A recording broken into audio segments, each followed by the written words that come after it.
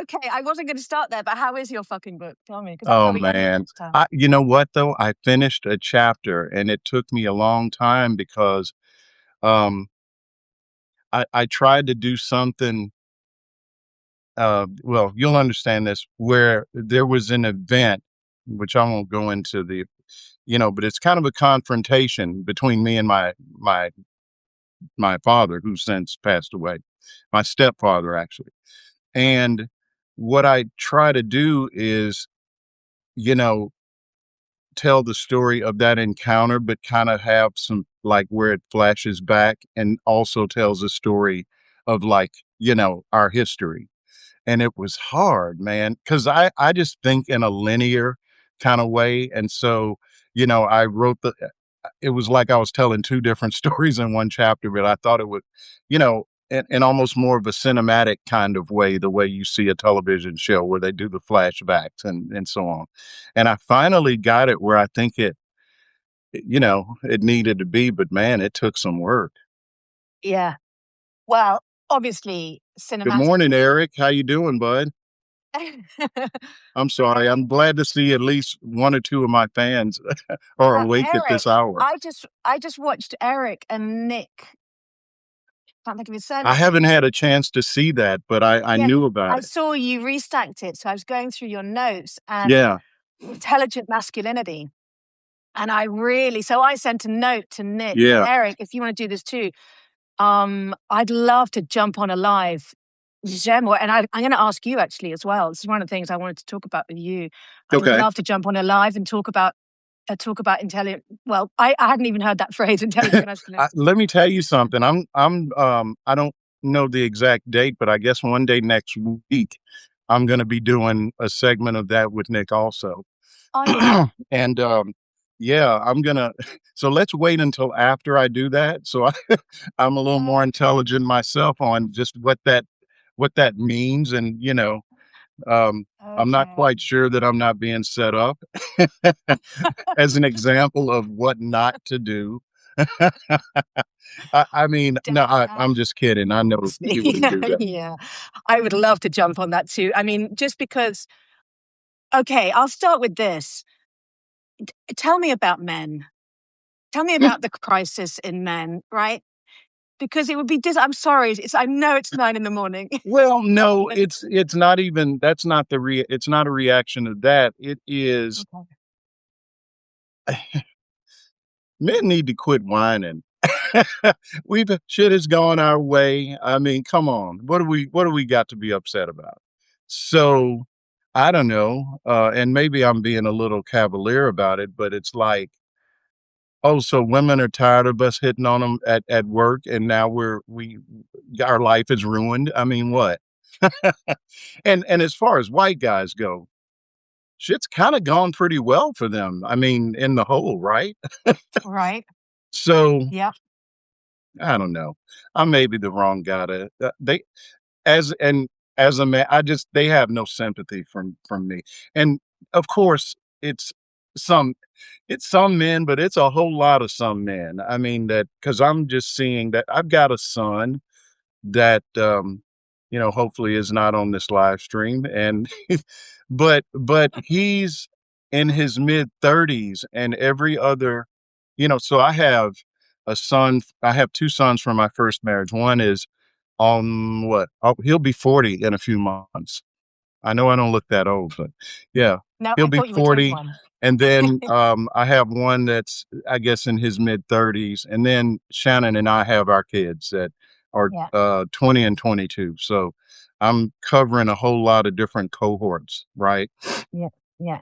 This one in particular, it's like he talks and he talks to the younger kid and it's your generation this and your generation that and it's like, dude, you're like 34. What the fuck are you talking about?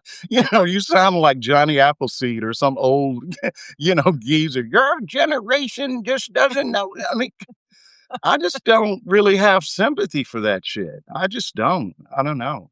Maybe it's me. Well, okay, put it this way. What does progress look like?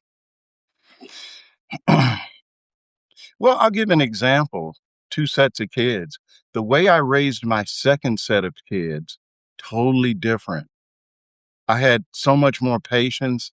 I think, um, the 2 were kind of a trial run at at getting it right, and, when my first wife and I separated, that's it's a dynamic that's different, but at the same time, I guess I would like to think that most men have evolved past, oh, the Leave It to Beaver, Mad Men, where the woman is at home and it's not threatening to me if my wife figures out how to be a success in what she wants to do. I'm all for it. It takes the pressure off me. I mean, Right. that's the way I look at it. But Right. so I think in some of those ways, um, maybe, and I'll put myself in this category because, I had a business. I started a business in the 90s. Shit was wild in the 90s. There wasn't much that you couldn't do Mm. in the workplace. I mean, I you have to you have to read the book. I write about Yeah, some of I'm this stuff, gonna. and it's frankly embarrassing behavior that was just sort of Um, Yeah.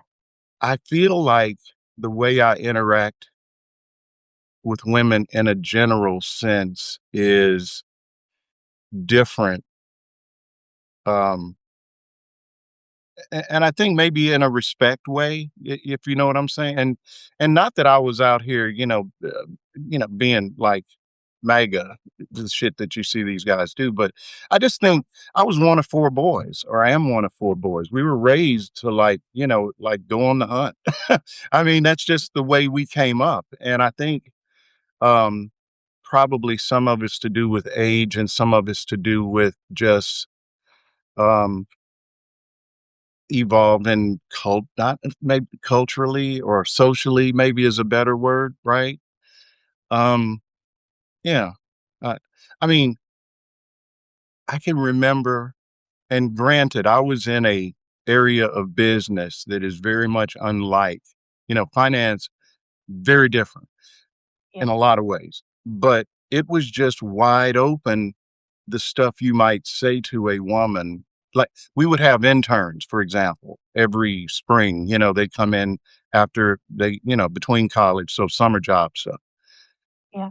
And nothing was really off limits that you might say in front of those young women. And I mean, it's embarrassing to think of now Mm. because now I have a daughter, and Yeah. it's like now I'm thinking about it in a whole different perspective. But even if I didn't, I think my my and I wasn't probably the worst, but I don't know if I've ever written about this, but eh, somebody might say something really that would get you fired now, and I would laugh. You know what I mean? Yeah. Yeah. I didn't really participate necessarily or tell the joke, but I'd laugh at it, which is just as bad, right? Right. So And was there a part of you that was conscious that that was not okay, or were you completely unconscious of it? I don't know if it was. I think it was just, one of those things where, oh, it's just all in good fun, and you didn't really think of, how does this woman feel if we're just kind of making comments on her body or whatever. Um, but at the same time that was going on, I had to put up with all the racial shit. So Right. I guess in my way of thinking, it was sort of like nothing's off limits. So, hey, if I can you know, deal with an occasional N word that I hear coming from somewhere, then they should be able to put up with that. I don't know. Right. Um, but not good. I think at a certain point, it occurred to me that I was not raised to be like that. Okay. You know what I mean? Like, Yeah. That's what would your mom's? That's that's no. What would your mama say if she saw you doing that, Marlon? Right? yeah. And so I just kind of grew up, I guess. So when did you first hear that voice? What would your mama say? Come on I now. think probably when I got to New York, you know, Okay. I mean, when I went to New York, I felt like, yeah, I'm representing my family and people who knew me from, so I did not want to go to New York and mess up. And also, by that time, I think culturally, a lot of stuff had changed. And so I did not want to be one of the folks whose name got in the paper for the wrong reason, Right. you know, because I mean, we're talking about what, early 2000s.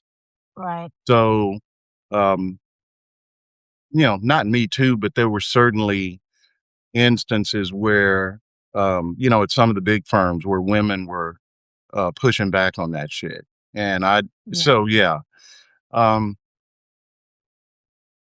I think I just kind of grew up. A lot of it is honestly, I think, just sort of almost an immaturity in a way. Sure. I just, because man, a 20-year-old man and a 20-year-old woman, no, I don't care what we say. Generally, the women are a lot more mature and they know what we're still just like, whatever. And a lot less submissive. I've really come to understand that. Yeah. And I want to just, if we can dig into this, what's nurture and what's nature. But I'm sort of minded to feel these days that by nature, men are more submissive than women. And that allows for institutions like army and so on to be so much Hmm. better, the existence, the creation of them. But also in terms of the joining in on misogynistic Hmm. talk and all of that kind of stuff.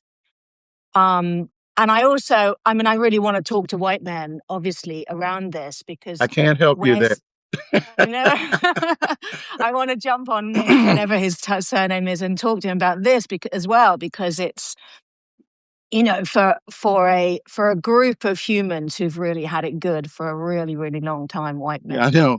where They've had a good run. yeah, they 400 had a years. good and the rest.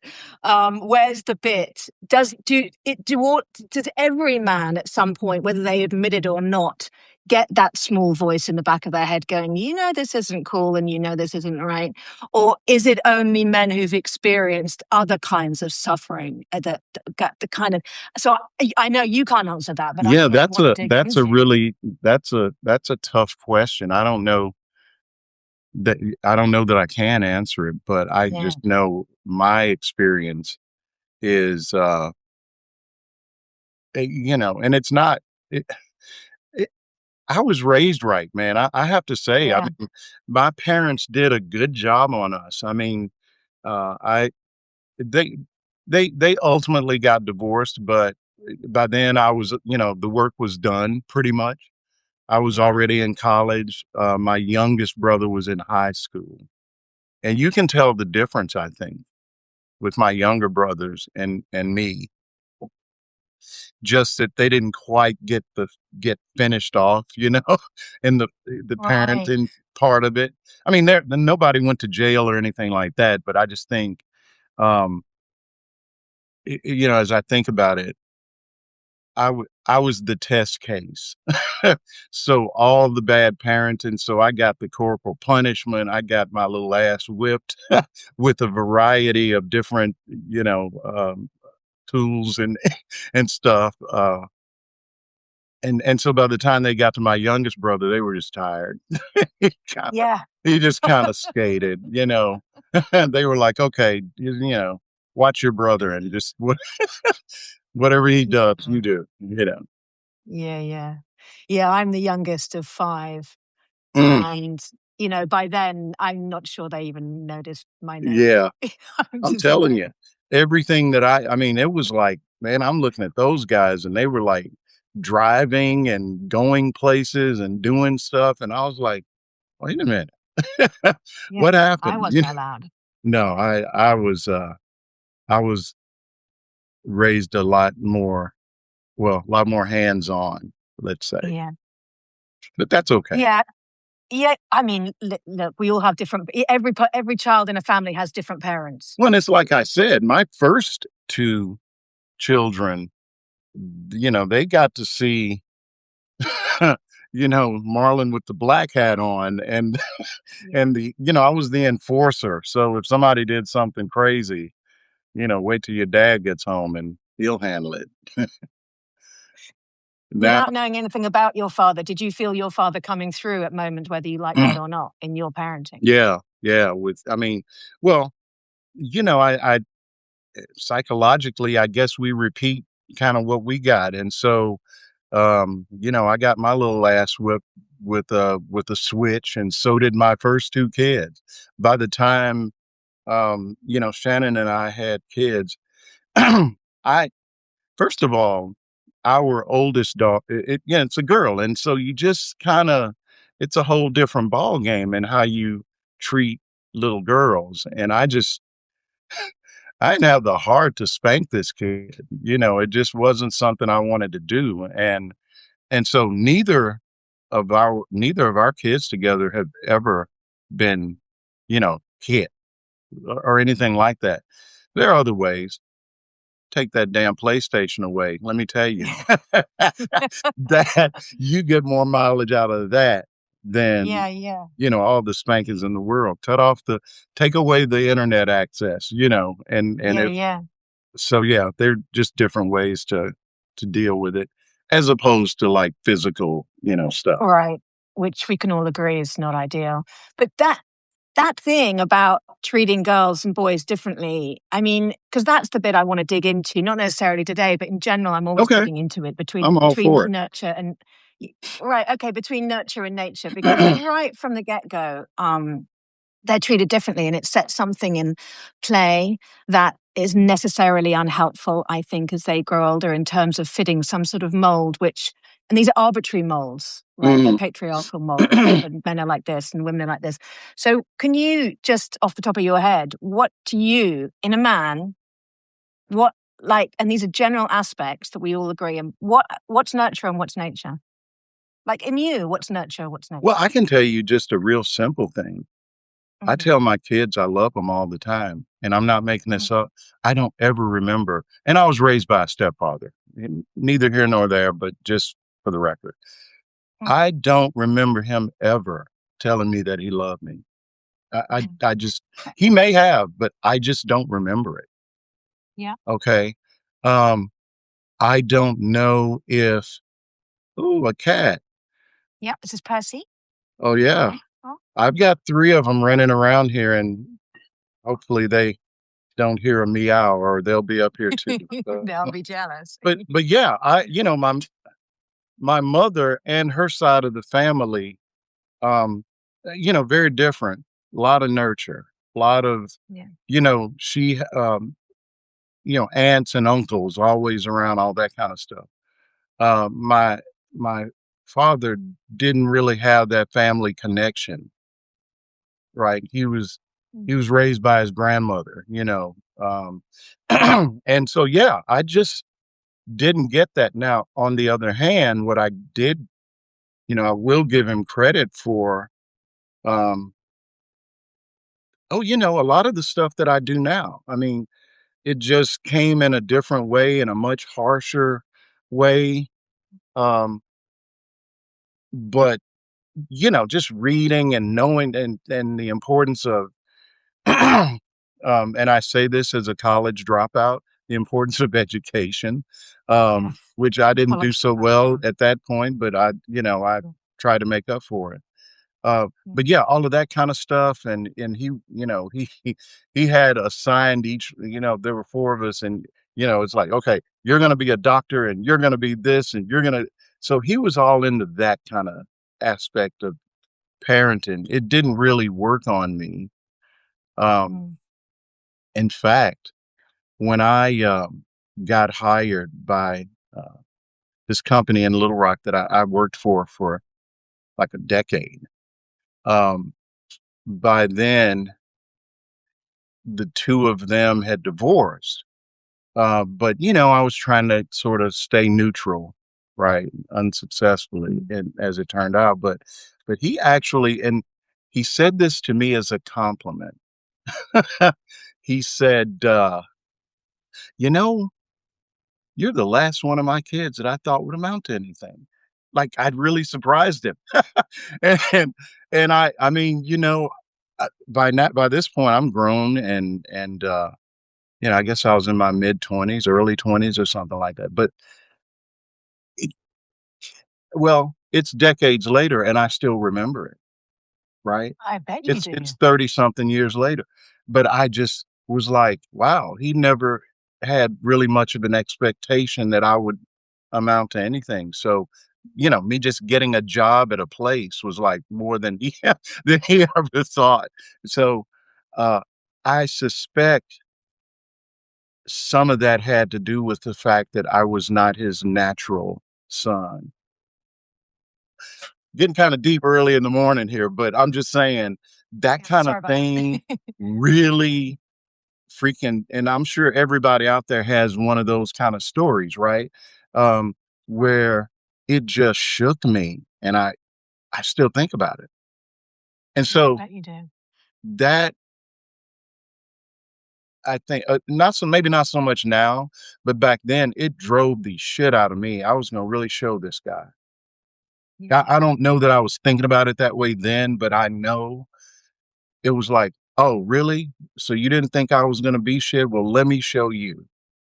Yeah. And, yeah. Yeah. So I mean, I really understand that. My m my mum was a bit like that. I mean, she died last year, so she would never say that, but I know, like, whenever she said, like, I was in a really crappy school for, like, rich, stupid white girls, right? Because I was clearly never gonna amount to anything. And I wanted to apply to a really academic, it was a boys' private school. There were only about 30 girls in the whole Hmm, school. You could only go at 16. okay. And I said, I want both my brothers went there, obviously, because they were boys, so they were given the correct education, whereas the girls were just pawned off on some, Looking for a like, husband. literally, my dad said, yeah, yeah, what we were supposed to do was marry well. That were literally his words. Anyway, I said, no, look, I want to go to Westminster School. And my mom was like, you'll never get in. And I was like, right, fuck you. I'm going to Let me show tell you, you. parents, those kind of things, and I'm sure without, a lot of success, but I try to think, or I try to choose what I say, especially to my daughter, because I think a father has an ability, any parent, but I think especially a father has the ability to just really crush a young girl's dreams, Um, at least in our relationship, I feel like, um, I'm just that kind of guy that I just feel like I have to really be careful and just talk to my daughter. Not so much now. She's grown. So she can crack back on me if I if I, Yeah. if I say the wrong thing. But yeah, it's I'll tell you, even my mother, and there's this book that I read a long time ago. I mean, it's kind of outdated now, called Psycho Cybernetics, but just sort of in a general sense, it talks about, one of the areas is how, when, and our relationships, right? So Mm, when I got into the securities business, you have to think about it like this. It was 1983. mm, So it was so out of the realm of normality in terms of what a black person did for a living in New York, even. But I'm in mm, Arkansas in the early 80s, and I'm one of, as far as I know, there were three other black professionals, all men. Um, I worked with one at my first job, an older guy. But when I had the opportunity, you got to take all these securities exams. Well, shit, 2 years earlier, I just got sent home by the University of Arkansas. So I did not really have the track record of passing exams. And my mother, and it's one of the, I don't know that she ever really like cursed at me before, but there was a neighbor who was in this business, and he sort of paved the way for me to get an interview. I didn't even know what I was getting into really, and so I think she was concerned that I was going to just sort of blow it off, and these were our neighbors and that had tried to help me, and I was going to embarrass her. And she said, "Marlon, don't fuck this up." But it's funny how that landed a lot differently than what my dad said, a few years later after I kind of had accomplished a little bit. Yeah. But yeah, she was like, dude, you've just flunked straight out of the University of Arkansas, which is not an easy thing to accomplish. Please just study a little and try to pass one Yeah. test. Just don't fuck And it. Yeah. I never failed one of them. I had so many. I think I had 10 different securities licenses by the time I was done. Everything, commodities and all this different stuff. And every time I had to take one of those exams, I would hear her say, "Don't fuck this up."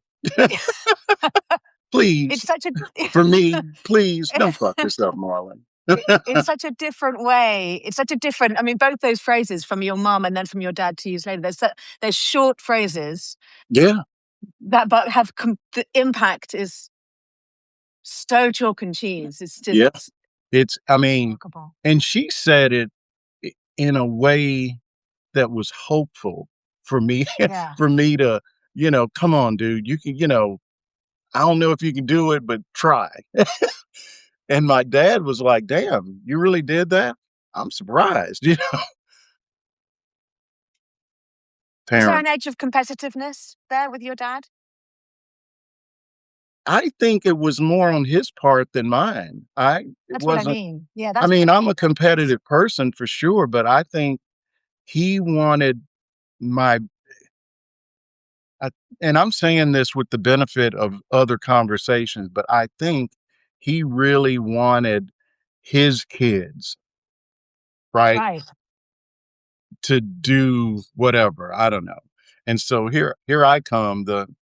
And you got to keep in mind. I mean, I should tell you, I was, I'm the oldest, so I was the first to get suspended from school. I was just like a ne'er do well, little fuck up. I mean, I didn't get any like police interaction, but I would get suspended because I'm out here walking girls to class and I'm late for my class. So, I'm parents have to come up to the school and get a talking to, so that was my history.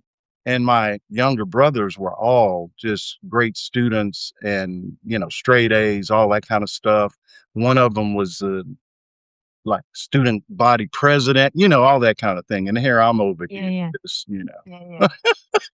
Living your life. what did Marlon do this time? Yeah, I, okay. Eleanor, I I stole a definitely would have bar been of your friend. soap out of a store one time. I mean, I was we were we were shopping with my dad. It was like a Saturday morning. And, you know, it's me and my brothers and we're grocery shopping. What do? I walk out the store with a bottle of a bar of Ivory soap in my pocket. Why? Right. Why? Why? What are Why? you gonna do? You know, so I don't know. I don't know who that kid was. I don't know what's wrong. Right. But he grew up, Yeah, yeah, right? he did. He grew up. Amazingly, managed not to ever get sent to jail. Yeah, yeah. I tried. So I did my best, but oh well. so just to take this men the little bit further, and I was thinking about this when I was reading your article about whiskey and bourbon, the trade tariffs, Mm, and you were saying not all bourbons are whiskey, but all whiskies are bourbon. yeah. Way around is it? There it is. So right, not all men are fucking up the planet, but the people who are fucking up the planet Oh are men. boy. Yeah, Right. yeah. Right. And that's why I don't understand. I mean, I do. I do understand why America has not had a woman in the White House, but I don't understand it because Yeah. we know.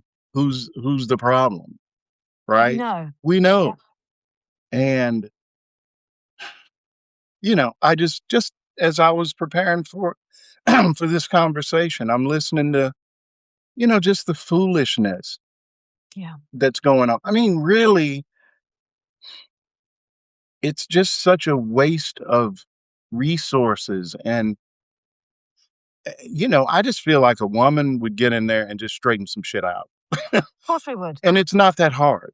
Yeah, It's not that okay, hard. do we really need ice? No, right? No. Do we need ice, but we can't help people with their insurance? What the fuck? That doesn't make any sense. And women, I just think wouldn't even, well, the right woman would just, and Sure. honestly, I have to say, I think it, it really needs to be a black woman. A black Sure. woman just ain't having a whole bunch of foolishness. And Right.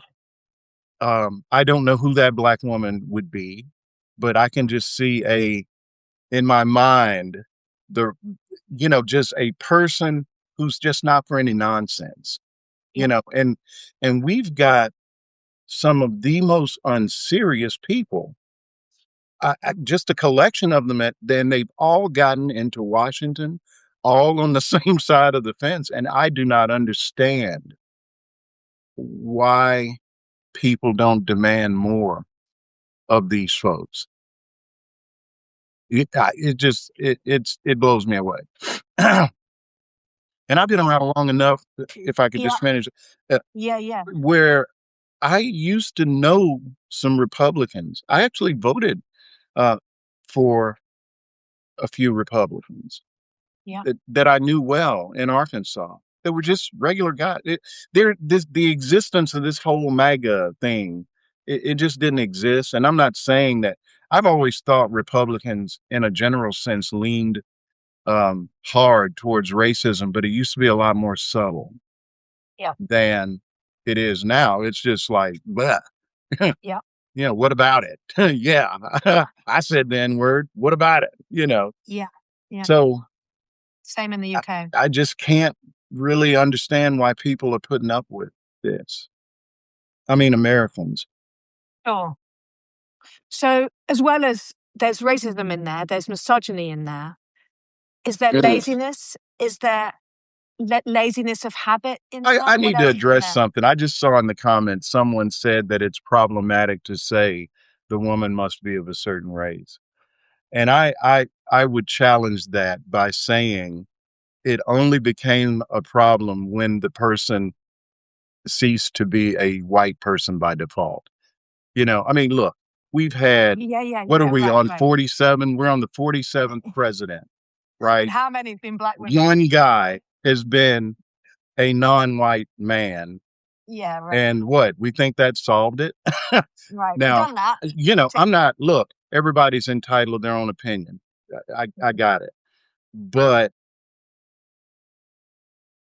the whenever I think of identity politics, I think of white people because Yeah, that is really the ultimate in identity politics. Where if look at what we're dealing with now, this whole anti DEI thing. So mhm, subtly or not so subtly, what they're saying is if a person gets in a position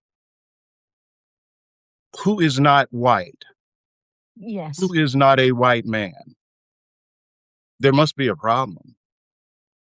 There's got to be something.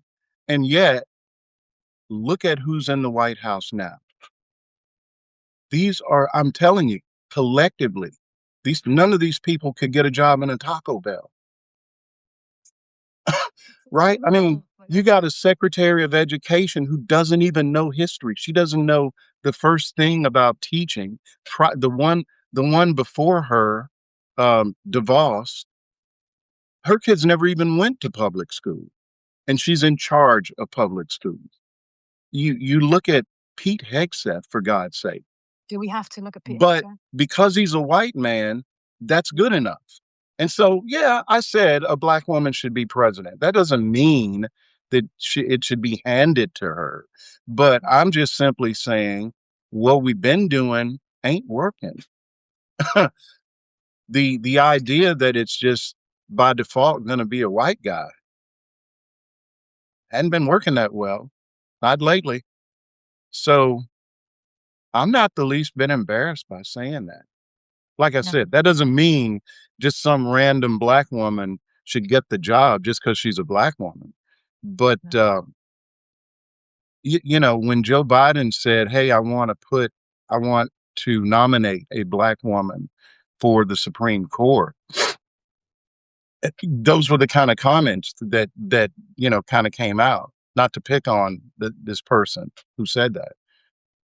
I think we kind of did okay with Ketanji Brown Jackson, Right. and if you look at her on paper, and you look at Amy Coney Barrett on paper, who's qualified and who's not? I don't I don't know that Amy Coney Barrett had ever argued a case. I don't think she had. And she goes whoop, straight to the Supreme Court. So I just think that we have been programmed to react in that way. And again, it's been very successful. It is a very successful form of identity politics where we've been convinced that the default is a white guy. Right.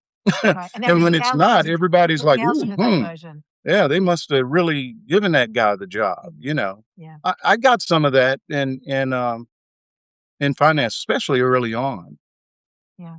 And not so much directly like that, but I worked at this one place for 10 years and I think I'd been there 5 years. And one day I was walking in the door and I didn't have my key card.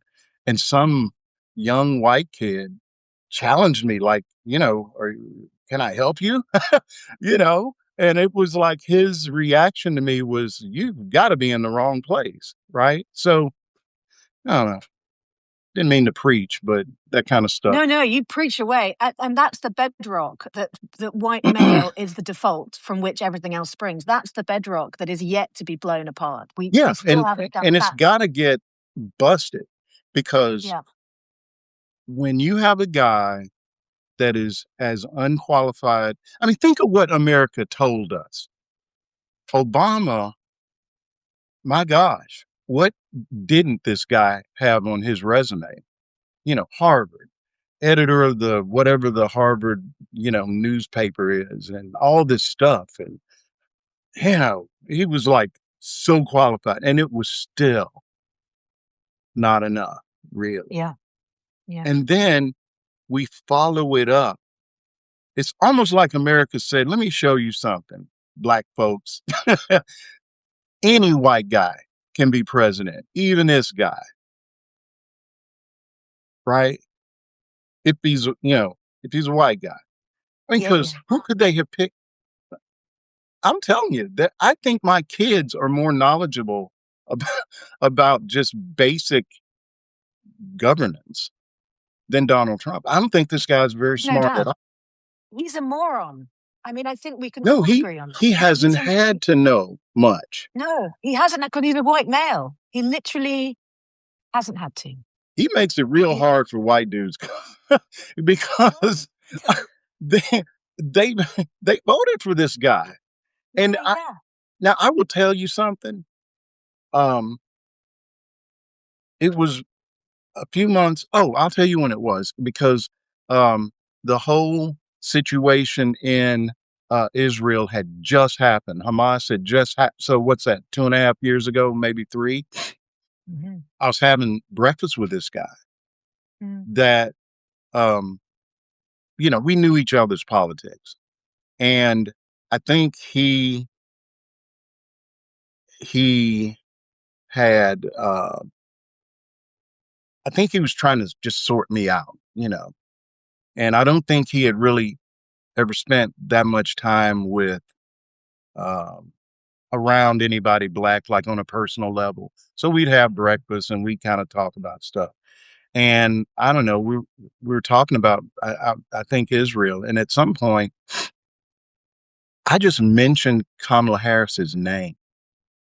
And his reaction was, "Oh, she's a joke. She's an empty suit." And I said to him, and I just kind of went through her, sort of her resume, whatever anybody may think of her politics. And she's not necessarily my favorite politician, as they go. But Mhm. I said, so if she was a white guy named Larry Smith, would you really say that that guy's resume would make him an empty suit? And he just kind of looked at me because nobody had ever challenged him in that way before. And he's like, well, and he's like, I guess not. I said, well, you should choose your words a little more carefully. And that was the beginning of the end of our friendship because it Yeah. went downhill from there because he still voted for Trump. This is a guy that literally had a retail business and told me that inflation was killing his business. And I said, well, he's telling me all this stuff. And I said, well, dude, how could you vote for Trump? Because he's going to do these tariffs. If you think your costs are a lot now, it didn't matter. Voted for it anyway. I don't know if his business is still in existence.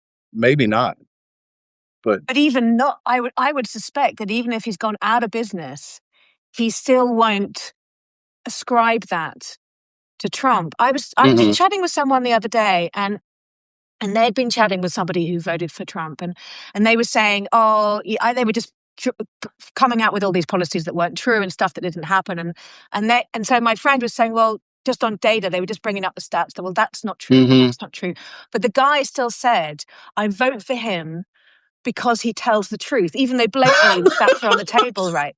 But then I dug into that. I thought, well, hang on a minute. Maybe what he's really saying is because politicians are infamously not being themselves, they're infamously presenting a million different fronts, right? Which Trump doesn't. And I thought to myself, maybe what this guy is really saying is he's telling the truth about who he is. So mm.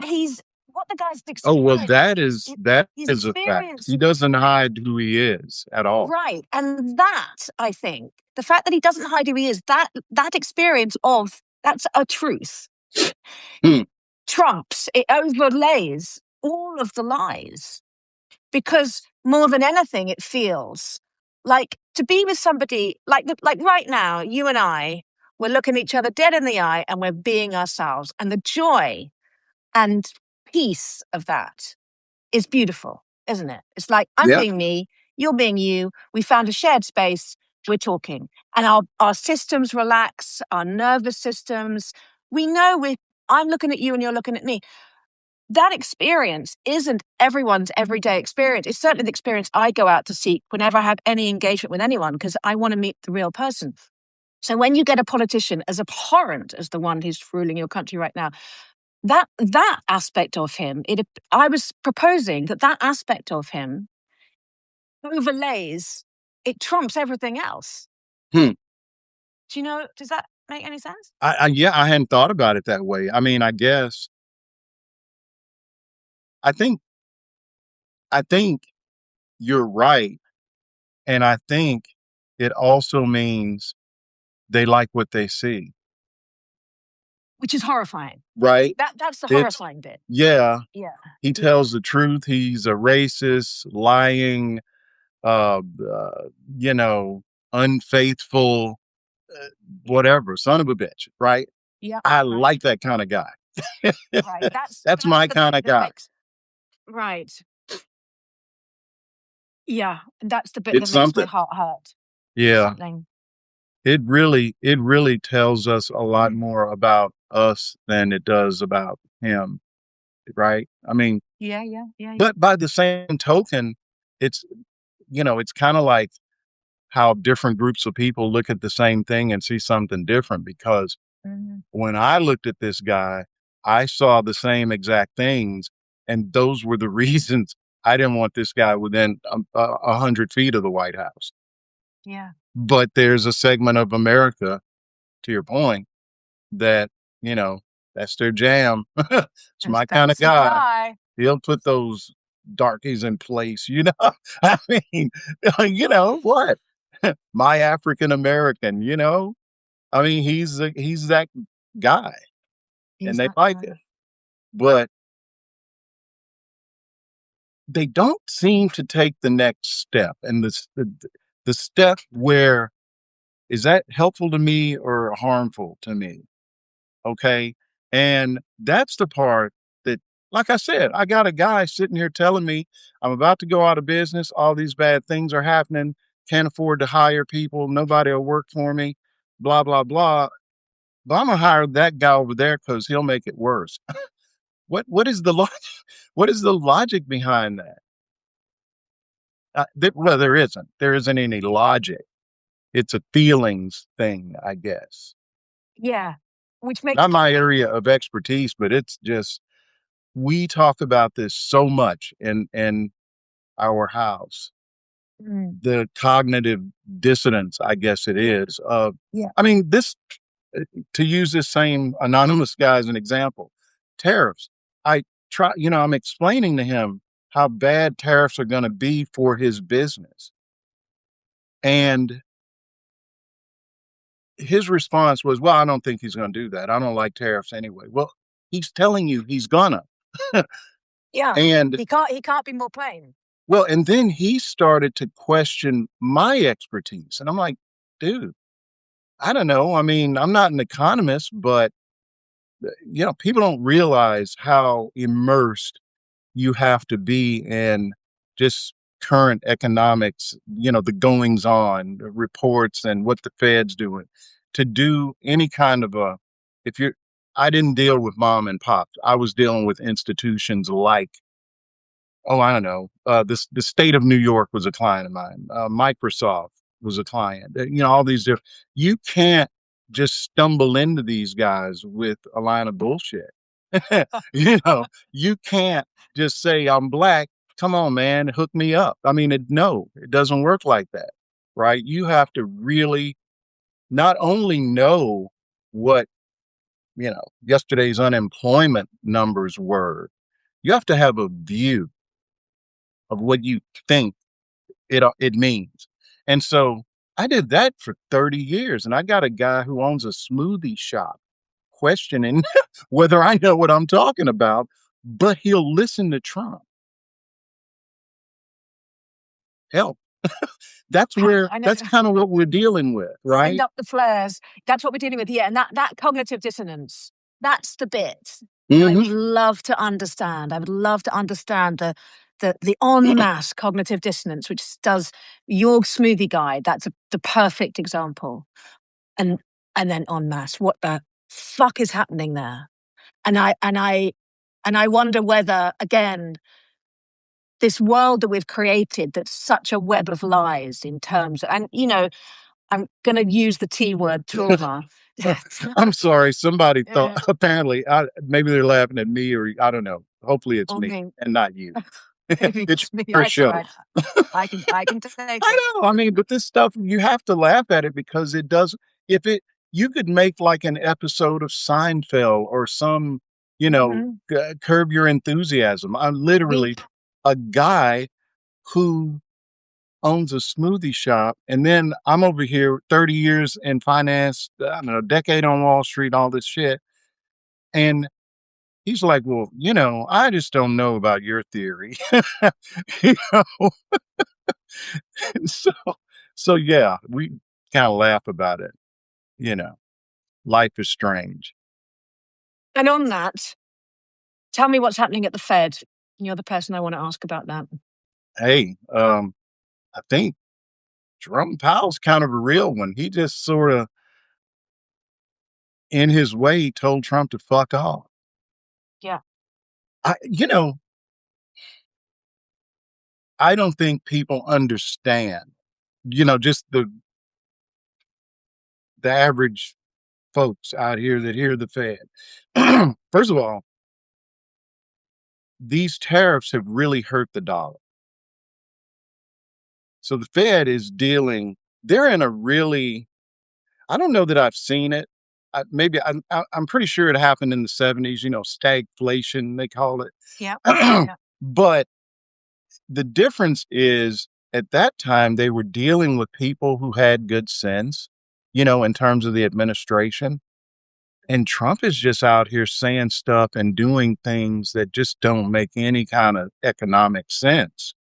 And so, the article, the whiskey article, Yeah. uh, so it's really a story about, how these tariffs we're starting to see now, sort of the carnage, right? It starts with the farmers. Yep. And so for Always the folks who haven't farmers. read it, I talk about Tennessee and Kentucky. Both, Mm. you got Jack Daniels and Jim Beam, all the American whiskeys. That's kind of, that's what those states are known for. The two crops. Well, first of all, corn, whiskey has, for it to even be called whiskey, it's got to have like 51% corn, in the mix, right? So as a result, that industry buys a lot of corn. And so Trump has screwed up the corn market. And so now you got um, Jim Beam last month, their biggest distillery shut down for the year. Jesus. I don't think people realize for a company to make a call like that in December, we're It's just huge. not even going to be open next year at this location at all. Think of how much business they have to have lost to even get to that. We're not talking about layoffs or cutting back or maybe fewer hours. We're talking about closed Doors. for a year. And Wow. they've got other smaller facilities and so on. And then um, I think it's Jack Daniels, their Canadian business is off like 80%. And so here the government comes. Now we're going to bet, we got a farm bailout, $12 billion. What the hell? And it's literally like somebody breaking in your house, stealing your money, and then showing up, to offer you some money to buy new stuff. Hey, let me help you out. I hear you got robbed. Here's 20 Well, bucks. yeah. It's And the I tell you what else it's craziest, like. right? It's like domestic violence is what that like. Um, It's like being beaten up by a man and then and him then the coming bully along. shows up. No, and then he comes along and puts his arms around you and patches up all the cuts. Well, I mean, there is a certain aspect to all of this that does kind of remind you of almost like a battered spouse It syndrome. does. Yeah, Because yeah, this is almost identical to what happened to the farm industry during Trump's first term. The only yeah. difference is the first term he was just focused on China. But what did China do? They said, well, okay, fine. We'll just take our soybean business to Brazil. Elsewhere, And all as those, you would. being from Arkansas, Arkansas is um, a big producer of rice and soybeans. For the longest time, I think we were the number one producer of rice in the world. But we're certainly up there in terms of the U.S. production. Mm, So I know these farmers I mean, we're having in Arkansas right now, like suicides where guys yeah, are so washed out, they're never going to make, and they just give up. yeah, And they voted for this is the second or third time a lot of these guys have voted for him. yeah, So what does that mean? At risk to their own personal, their own, um, just their own interest. yeah. And that just, I don't understand that at all. And I'm sure some smart people, if we ever get out of this, some smart people are going to study it. people, Unpick people it. who did not flunk out of college will study it and explain it. But I'm just mystified by this. Yeah. We have the same in the UK when Brexit happened, which Mm. was, I I mean, we always are. felt like Brexit was like the test case for would it work in America Yeah, because you had Steve Bannon over there and yeah. Trump over there. They were just hoping Mm. that it would work. And now, how's that worked out? I mean, I What do don't. you reckon? What do you think, Marlon? How's it? So how's Brexit worked out though? Seriously. God. Well, it's completely fucked us. Completely fucked us. And the first people who suffered were the farmers. Exactly the same. And then it's young students. NHS. The NHS would absolutely run. Our complete European brothers and sisters were running the NHS. And, now our brothers and sisters from other countries which aren't in Europe are stepping into the breach. But, it's fucked employment. It's screwed with everybody's money. It screwed the farmers, the fishing industry, education, you name it. And guess what? The guy who instigated it, well, not Cameron, but Farage, is now heading up reform, little mini me Trump. And So reform meaning what? That's a good question as well. Reform is the pretender to the throne. They'll be going for the top job when we have our next election, and they are out and out racist, misogynist, close our borders, everything blamed on brown people, black people, any immigrant. I mean, they're just your classic little fascist. They are. Let's be straight about it. And that's what we're staring it in the face. Is he going to win? He might. He might. I'll never forget the first time I saw that guy. I want to say, it was the 2016 election. And I feel like it was in Alabama. Okay. Yep, could be because he was the I'm first trying to to come remember over. because Jeff Sessions was one of the first people, sort of legitimate politicians, to endorse Trump. And I remember seeing him, slap the MAGA hat on his head. And there's this British guy. And I'm like, who is he? Why is he Yeah, the fuck is it? why? Yeah, And Nigel of all the Farage. places, right? Alabama, really? Yeah. And yeah, so they all were kind of they've been in the laboratory working on this, and it's like, okay, let's try the UK and see how it goes. Yeah. And he's up to his neck in Russian, Money. money and in Russian interference. I mean, the Russian interference, it has now gone to Parliament, the Russian interference in the Brexit vote. And Farage is up to his neck in that. Doesn't give a shit. Yeah, so what if you can expand? So what do you mean, like investigations and that kind of thing going on?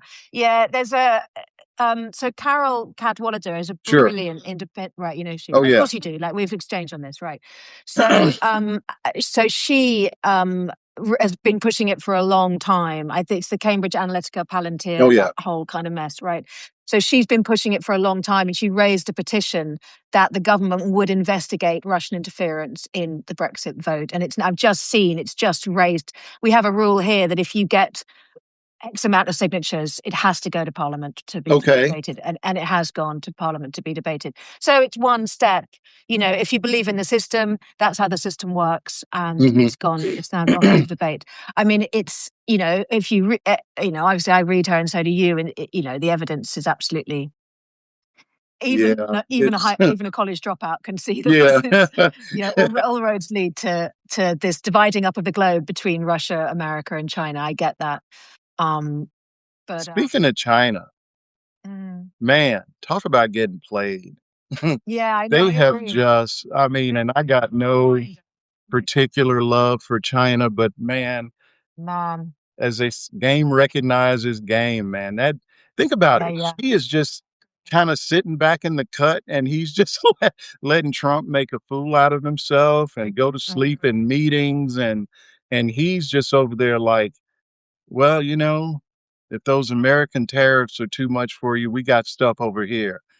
They make everything, Yeah. We got, look, vision.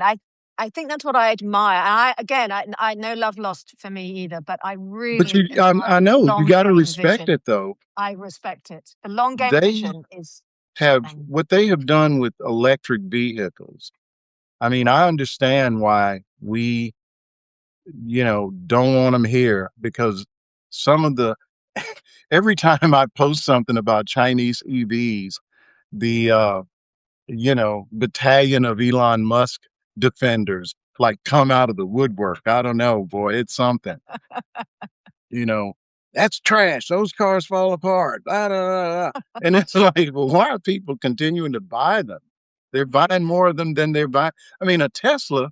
I saw a video the other day, and a guy basically tore tore up a Cybertruck with his bare hands. I mean, it's Really? just junk. I mean, and Fucking Cybertruck. it's Honestly, the something first time I else. saw one of those, I was I like, swear "Oh, it looks like, one of my sons used to really be into Legos, and it looks like something that he would have made out of Legos. Every time I see one, when he was feeling unwell." yeah, just every time I see one of them, I just burst out laughing because it's Me the too. silliest looking thing.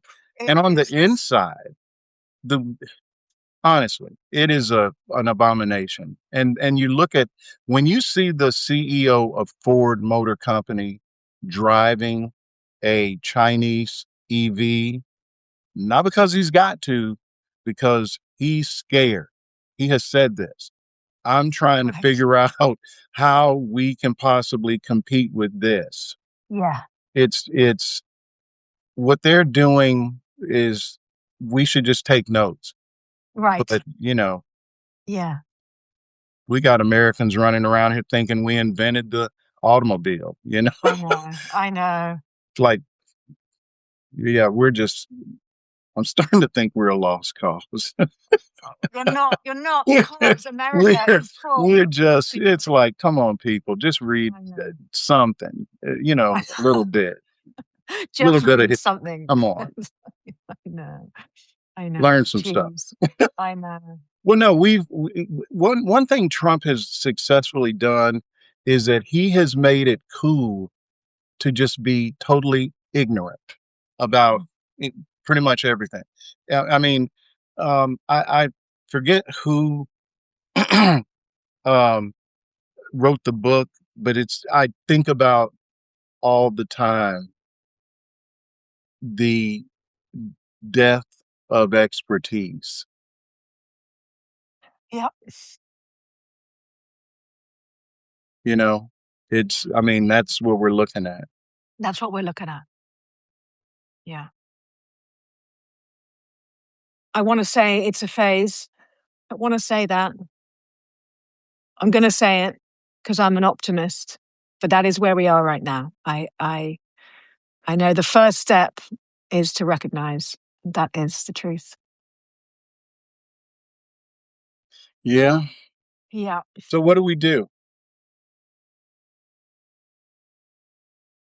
Well, I think we go out of our way to engage on a human level with as many people as possible in our lives, right? We find our common humanity as much as possible and with as wide a group of people as possible all the time. Find our common ground all the time.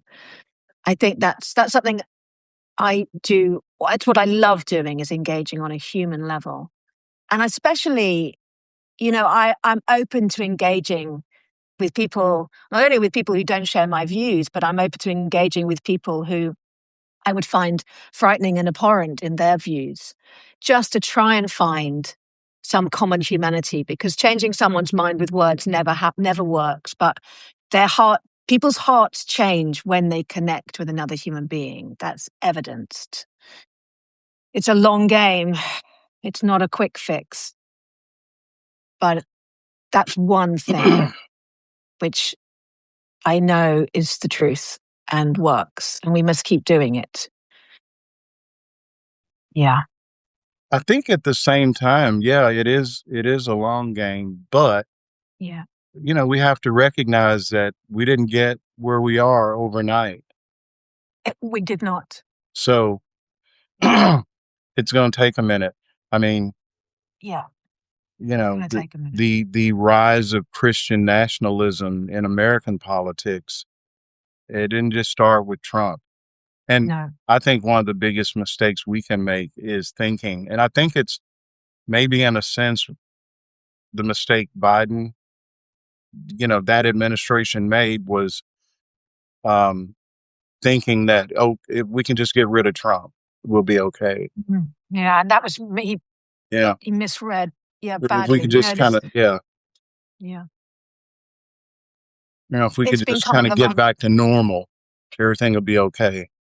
But right, but you know, I mean, that completely miscounts the intergenerational trauma of the Second World War, and the intergenerational trauma of the First World War, and the intergenerational trauma of Americans, well, British first coming to America, and colonialism. You know, I look at it in terms of that. I look at injured human beings, and when I look at the world leaders on the world stage right now who are fucking up the world, what I see when I'm not outraged and crying and upset is deeply, deeply injured souls, just so fucked. Because you just don't behave like that when you're well. They're not well, Yeah. right? They're not well. So I'm always tracing back in those terms of, yeah, this didn't happen overnight. We built this. We built this over hundreds of years. We built this.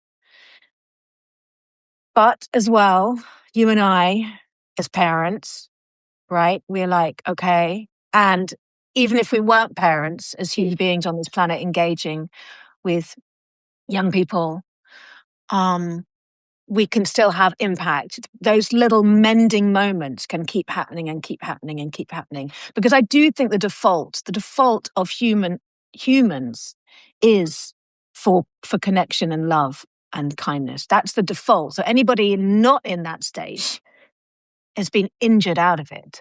Mm, That's I think you're right. yeah. And while I don't,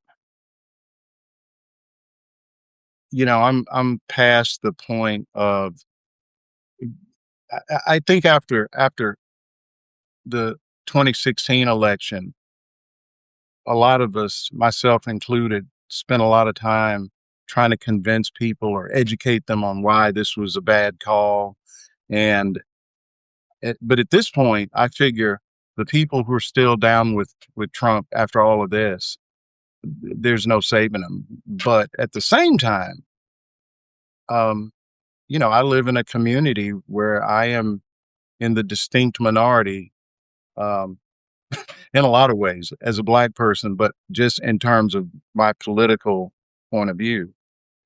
But these are the same people who, I broke a bone in my leg about a month ago, and Mm. they just showed up, you know, Yeah. because we don't, I don't look at them and go, oh, that's a Trump supporter and that guy's, just in Yeah. our day to day life, um, they're my neighbors, Yeah. and they're not bad people. I just can't figure out in that one little subset of things, that is maybe one of the most important. They're Mm. just not on the right side, and I can't. Um, but then, those are the things. I mean, we don't bring that up. I mean, it's Yeah. not a subject of our interaction. So, there when they found out I broke my leg, it was like they're, what can we do? How can we help? What does he need? Just like you would hope a normal person would be. And it just confuses me even more that here's this really nice person that if I needed something like right now, I could pick up the phone and they'd be right there.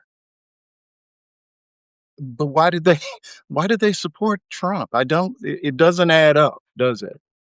No, Well, I don't know if we're gonna figure it out here. Well, I do know we're not gonna figure it. we're not. But that bit, why the politics has become, because it didn't used to be like that. It It didn't did used to not. be that different political beliefs separated people to the extent that they do. So I think it's beholden us to keep trying to figure it out. Yeah, I mean, I Keep think trying back to on figure it, it out. just most of the people that I ever worked with, I had no idea what their politics were really. Right.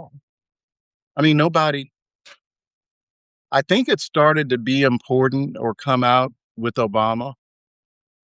Yeah. At least, I mean, on yeah, I I guess. But for the most part, I couldn't, and I've lived in neighborhoods that were pretty diverse. I've lived in neighborhoods that were mostly, predominantly white. Um, Nobody was really trying to figure out who you voted for or all this stuff that's going on now. It just did not exist. People just want to know if you voted, I guess. Yeah. But otherwise, Yeah. I mean, if it started with Obama in your experience, then we have to look to race. We can't not look to race. yeah, that was the Obama presidency really. At first, it shocked me when he won. I was glad he won, but it shocked me that he actually did. And I really, in the beginning, thought America, man, we have turned the corner. I mean, I guess we did. It was just the wrong direction. But just historically, when you talk about the pendulum swinging one way and then the other, Yeah, yeah, yeah. wow, it was Wow. as obvious as anything. It's obvious as anything. Yeah. And that's what we witnessed here in the UK for sure. We didn't have the same with Thatcher, but she's a whole other conversation. Maybe we'll Yeah. talk about her next time. Oh, Marlon, it's been so great. We're way over time. I know time goes fast, doesn't it? Goes fast, doesn't it? Yeah. So great. Really I lovely. enjoy talking to you. I really do. I really enjoy talking to you too. Yeah. Okay, cool. I'm gonna let you go. Have a beautiful day. I'm gonna watch the intelligent masculinity thing. I'm gonna ask him if I can jump on that call as well. I'm gonna see what from there. Yeah, that ought to be interesting. I'm gonna have to That watch would be you just to figure out what I'm in for. yeah, yeah, okay. Yeah, I really want to watch that. Okay, all right. Look, you have a beautiful day. You too. Sending loads of love, and I'll see you in the stacks. All right. Take care. Bye, man. Bye.